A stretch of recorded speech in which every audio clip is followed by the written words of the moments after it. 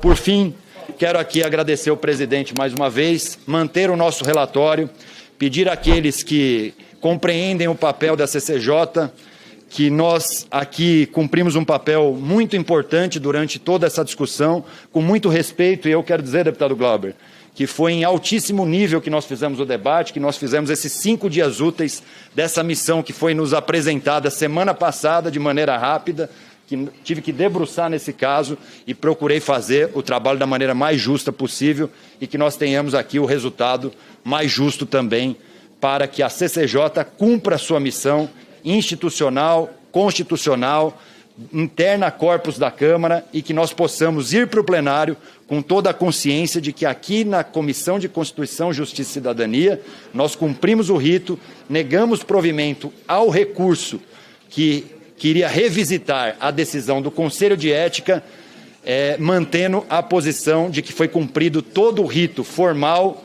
todo o procedimento legal e todos os atos constitucionais do processo de cassação do mandato do deputado Glauber Braga. Então, é esse o relatório, essa é a minha posição. Presidente, eu agradeço aí a todos que nos acompanharam nesse momento.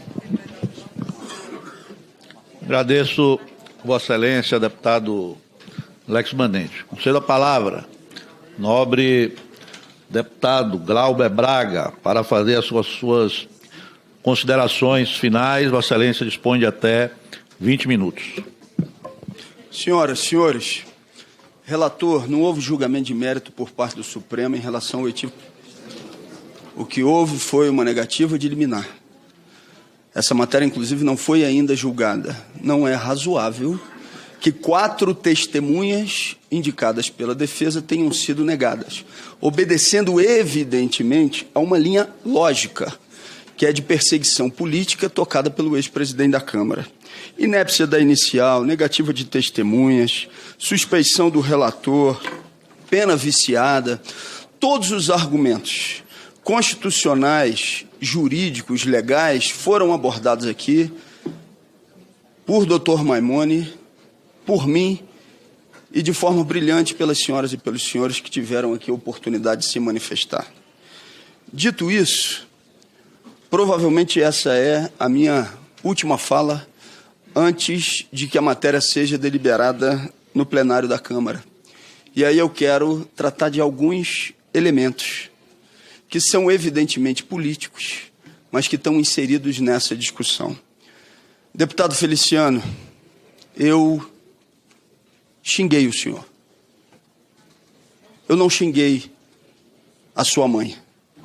Eu não xinguei a sua mãe porque eu não a conheço, não a conheci, porque eu não o faria e porque eu não utilizo desse tipo de expediente contra quem não está na arena política.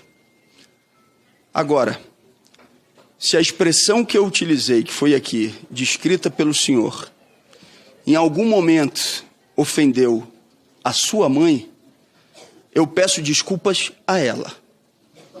Eu peço desculpas a ela e Deus está vendo que o faço com sinceridade. Faço a memória dela. Agora essa também passa a ser uma oportunidade para que outros parlamentares que estão aqui nessa sala nesse momento possam pedir desculpas. E aí eu vou ter que contar uma história. Quando nesse mesmo plenário, quando eu chamei Moro de juiz ladrão, eu descobri o que era então o gabinete do ódio. Porque em menos de 24 horas, 3 notícias falsas se alastraram. Uma delas foi um sujeito colocando dinheiro na cueca e diziam: olha aí o deputado que chamou o Moro de juiz ladrão. Quem me conhecia sabia que aquela cara não era minha. Inclusive, para minha surpresa, o próprio deputado Otônio de Paula foi às suas redes sociais e dizer: discordo de tudo em relação ao deputado Glauber, mas isso daqui se trata de uma mentira, não é ele. Quem conhece sabe que não é. Uma outra era uma notícia de jornal que fazia, então, um gráfico de ampliação exponencial do meu patrimônio, como se uma notícia de jornal fosse. Se tratava também de uma evidente mentira que foi desmentida por todos os mecanismos de checagem. Agora, aí vem a terceira mentira, e que eu confesso, é aquela que mais me desestabilizou e que me desestabiliza até hoje, pelo tamanho da crueldade. Esse deputado teve a mãe dele caçada por roubo de merenda. Se trata de uma bandida. O que nunca aconteceu. Era simplesmente uma mentira. E uma mentira que parte da extrema-direita percebeu que me desestabilizava. A partir daquele dia, então, ela foi utilizada de maneira permanente e repetitiva. Eu cheguei a falar para minha irmã em casa, não quis preocupar meu pai com isso, que já tem 83 anos, e falei para a Sâmia, olha, essa mentira me desestabiliza. Eu posso vir a perder a calma com um deputado que repetidamente a fala. Porque aí, deputado Feliciano, diferente e muito diferente de algo não intencional, era a intenção. A intenção deliberada de atingir, de atacar uma mulher honrada que cavou o chão com as unhas e que, para além disso, estava com Alzheimer avançado e não estava mais na arena política há bastante tempo. Antes da minha reação ao provocador, eu deixei de reagir muitas vezes, e pode ser que esse tenha sido o meu erro, com o que fizeram muitos parlamentares em relação à memória dela. É a oportunidade, eu dei essa oportunidade ao provocador, no Conselho de Ética. Perguntei para ele, provocador, o senhor gostaria de publicamente pedir desculpas à minha mãe, mesmo ela estando falecida, e a memória dela? E a resposta dele é que não iria fazê-lo, que não faria. Do mesmo jeito, eu pergunto, sabendo da condição em que minha mãe estava, se a deputada Carla Zambelli, pelo vídeo que fez junto com seu assessor, utilizando os piores adjetivos em relação à minha mãe, se ela gostaria de se desculpar também. Ela tem a possibilidade de fazê-lo. Eu gostaria de perguntar ao deputado José Medeiros se ele gostaria também de se desculpar publicamente agora por aquilo que falou em relação a ela. Eu gostaria de perguntar, e esse provavelmente é o caso mais grave, ao deputado Éder Mauro, se ele gostaria também de pedir desculpas publicamente pelo que falou. Não só pelo que falou, no período em que ela já estava com Alzheimer avançado, mas se gostaria também de pedir desculpas de agora, depois do falecimento dela, agora, deputado. Talvez, no dia de hoje, eu possa não convencer os senhores, mas eu não estou tirando uma tonelada das costas como culpa, mas talvez eu esteja tirando uma tonelada de dentro de mim de mágoa. Eu gostaria de saber se o deputado Éder Mauro, que acabou de publicar um vídeo, depois dela falecida, aqui nesse mesmo plenário da CCJ, onde se refere a ela mais uma vez como bandida e outros adjetivos que o deputado sabe que utilizou. Deputado, retire isso da sua rede e faça um pedido de desculpas a uma pessoa que está falecida e que era uma mulher honrada, que cavou o chão com as unhas. Eu não falo isso mais agora aqui com raiva. Eu falo de maneira objetiva, mas ao mesmo tempo muito emocional, transbordando também o que é essa emoção num momento como esse, onde eu estou tendo a oportunidade de falar. Eu lembro onde cada um se referiu a ela com essas expressões, seguindo numa linha política de desestabilização permanente. Eu gostaria de saber se o deputado Caveira também gostaria de se desculpar por, no estacionamento do anexo 4 da Câmara dos Deputados, ter dito, vou chamar o deputado Éder Mauro, evidentemente se referindo a esse acontecimento, porque sabia que me desestabilizava e que eu reagi nas minhas palavras ao que ele estava dizendo. O provocador que veio naquele dia foi o resultado não exclusivamente da sua ação, mas foi o resultado de uma linha política de desestabilização que, de fato, me desestabilizou. eu tenho que confessar às senhoras e aos senhores. E talvez hoje tenha sido o último dia que essa desestabilização me atinja desse jeito. Porque a partir do momento em que ela é colocada publicamente, eu não vou precisar tratar do que aquilo me gerou numa conversa reservada com Sâmia, nem numa conversa reservada com minha irmã, que me disseram, não reaja. É exatamente o que eles estão querendo, é o que eles estão buscando de você. Mas eu me pergunto, é razoável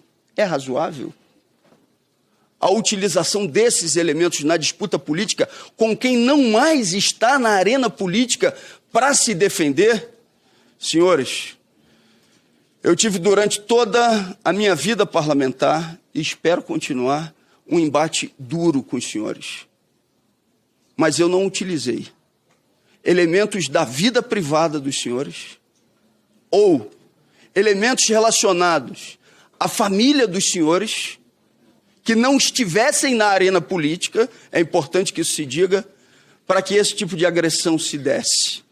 E não deixou de chegar para mim, não deixou. Muita coisa, o tempo inteiro. E Camila, Letícia, que estão aqui comigo, da minha assessoria, sabem como que sempre eu tratei esse tipo de agressão que tratava diretamente da família ou daqueles que não estavam na arena política para realizarem a sua própria defesa. E assim eu pretendo continuar.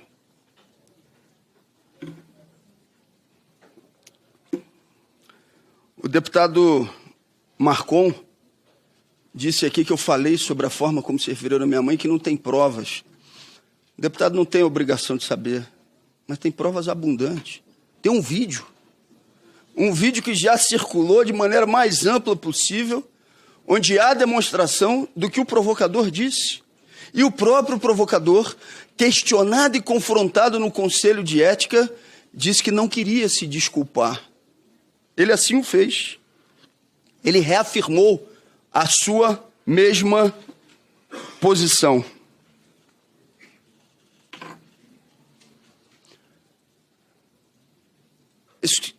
Essa Comissão de Constituição e Justiça vai se manifestar no dia de hoje.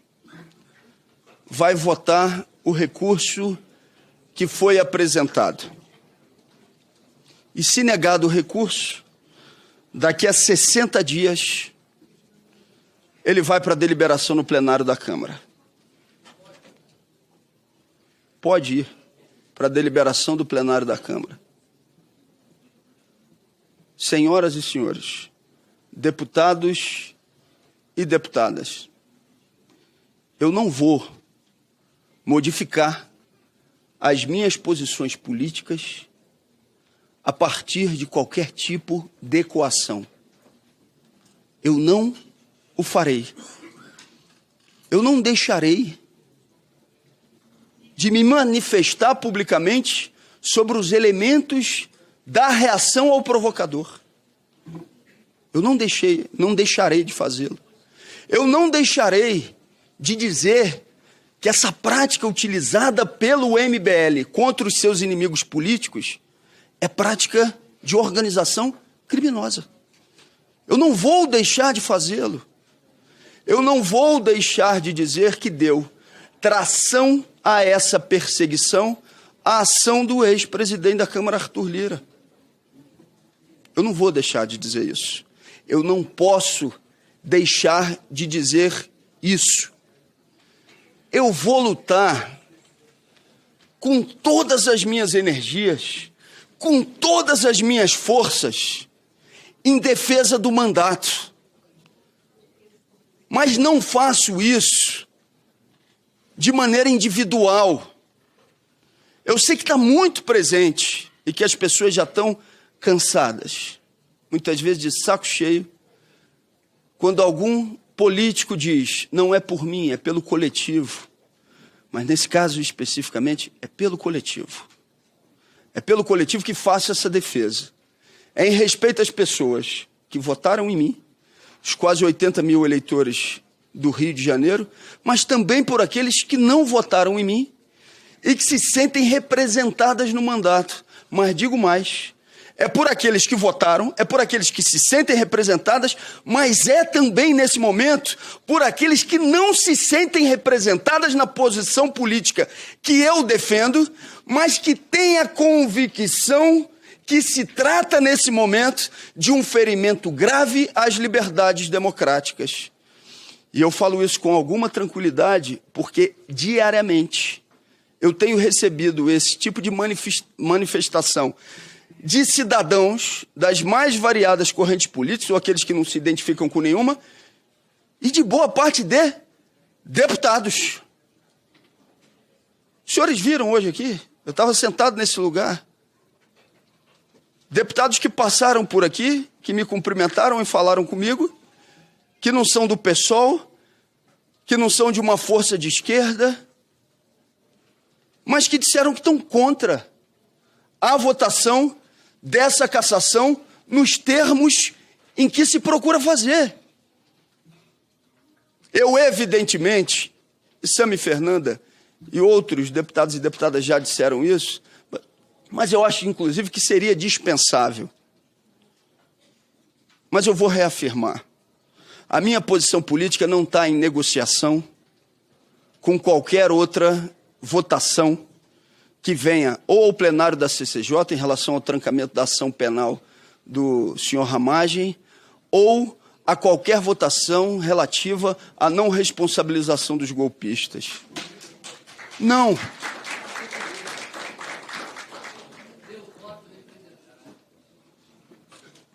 Não. Sabem por quê, senhores? Sabem por quê? Porque se diferente eu agisse, podem ter a certeza, eu não contaria, eu posso contar com a sede de vingança de alguns, mas até com aqueles em relação aos quais eu conto com a sede de vingança, existe uma posição, muitas vezes, de respeito à minha posição política. E se eu me envergo agora, ou me entrego para uma negociação exclusivamente pelo salvamento do mandato no plenário, eu posso perder tudo, inclusive o respeito. E o respeito eu não vou perder, porque eu sou filho de Saudade, porque eu sou filho de Roberto, porque eu sou filho de Amaral, porque eu sou filho de Erundina, porque eu sou filho das bordadeiras que me trouxeram esse broche para que eu tivesse utilizando aqui no dia de hoje. Eu sou filho de tantas mulheres que me encontram dia e noite, dizendo, tamo contigo, siga firme.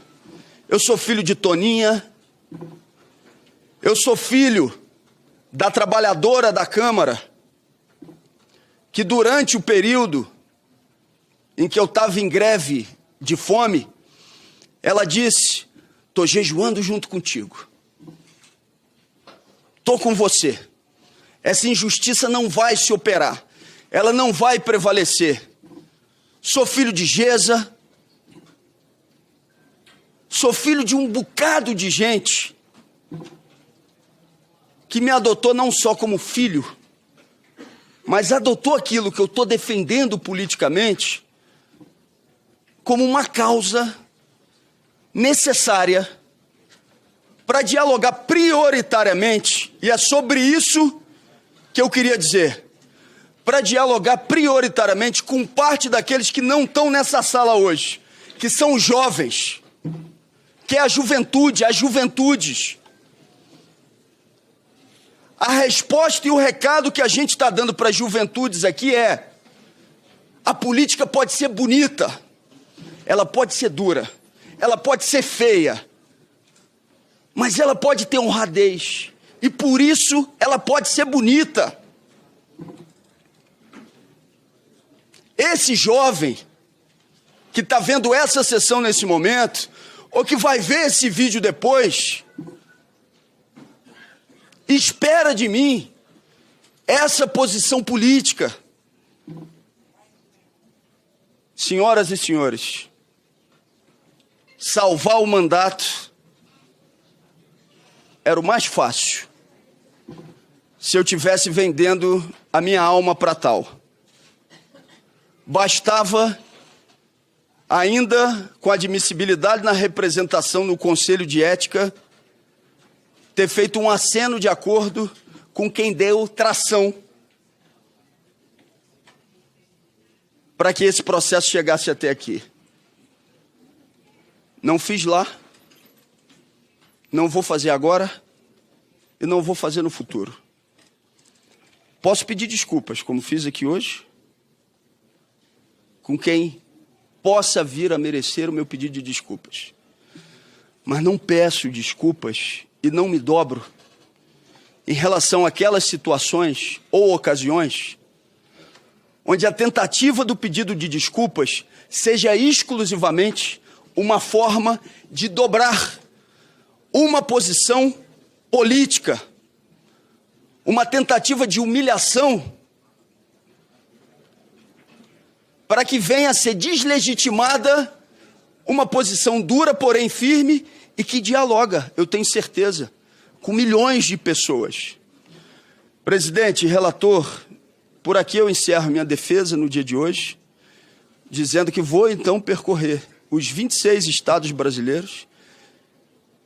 Se o resultado hoje aqui for de negativa do recurso que apresentei, e vou fazer isso, muito provavelmente, depois dessa sessão de hoje, só para completar, presidente, com o coração mais tranquilo e com o sentimento de que a gente está agindo corretamente e que está fazendo o que tem que ser feito. Se algum deputado quiser que eu apresente as minhas razões em relação à defesa, eu estou à disposição para fazê-lo.